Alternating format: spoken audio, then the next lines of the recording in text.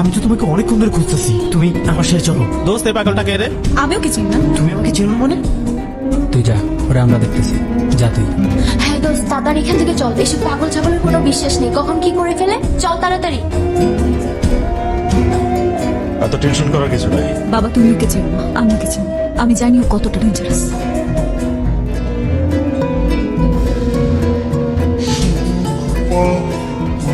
তোমাকে কিছু বলার ছিল।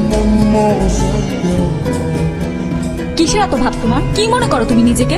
তোমার কি ধারণা আমার পিছনে ছেলেরা ঘুরে না? আমার পিছনেও ছেলেরা ঘুরে, কিন্তু আমি ঘুরি তোমার পিছনে। তোমাকে কি আমি বলেছি আমার পিছনে ঘুরতে? ঘটনা কখনকার? আমার মেয়ে ডিনার করে রুমে চলে গেছে, একটু পরে গিয়ে দেখি সে আর নাই। আর আমি আজ সকালে এসে থানায় একটা চিঠি করেছিলাম। কতদিন ধরে তোর পিছে ঘুরতেছি, পাত্তাই দিতেছিস না। তুমি আমাকে বাঁচালে কেন? তুমি কি আমাকে ভালোবাসো? তোমার জায়গায় অন্য কেউ থাকলে আমি তাকেও বাঁচাবো। চোখের দিকে তাকিয়ে সত্যি করে বলো তো, তুমি কি আমাকে একটু ভালোবাসো না? হ্যাঁ বাসি তো। পার্কে বসে তোমার সাথে বাদাম খেতে হবে, হাত ধরাধরি করতে হবে, ক্যাম্পাসে সবার সামনে লুতুপুতু করতে হবে। আমি তো এত কিছু চাইনি, শুধু চেয়েছি মন থেকে ভালোবাসা। দেখবা ছেলের অনেক ভালো, ওর বাবা বড় ব্যবসা আছে। আমার বিশ্বাস তুই যদি একবার ওকে দেখিস তোর অবশ্যই পছন্দ হবে। বাবা তো ঠিকই বলেছে, ছেলেটা সত্যিই অনেক হ্যান্ডসাম। আমি আমার বাবাকে অনেক ভালোবাসি। বাবাই আমার সবকিছু। আচ্ছা কি হয়েছে? বাবা কি অসুস্থ? বাবা আমার বিয়ে ঠিক করে ফেলেছে। আমি বাবাকে তোমার কথা বলেছি, বাবা কোনোভাবেই রাজি হয়নি। বাবা আমাকে বলেছে সেই ছেলেকে বিয়ে করতে হবে। ভালো থেকো।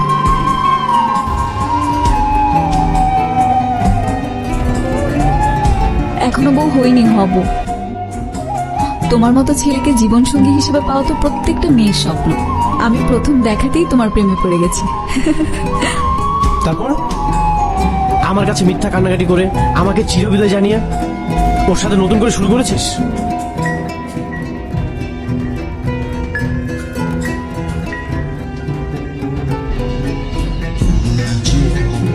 Hello, excuse me, who are you? এমন অনেক কেন করলি তুই আমার সাথে? তুমি এখান থেকে চলবে। আমি যাবো মানে? আমি কোথাও যাবো না। তুই আগে আমাকে জবাব দে। এই আমি তোর পিছনে ঘুরেছিলাম, আমি তো তোকে পাত্তাও দিতাম না। তুই আমার সাথে গায়ে পড়ে প্রেম করেছিলি। আরে আশ্চর্য, আপনি কি পাগল নাকি? চুপ করে থাক, আমি ওর সাথে কথা বলতেছি। ভদ্রভাবে কথা বলো, উনি আমার ফিয়ান্সে হয়। এই ভদ্র তোর থেকে আমার শিখতে হবে।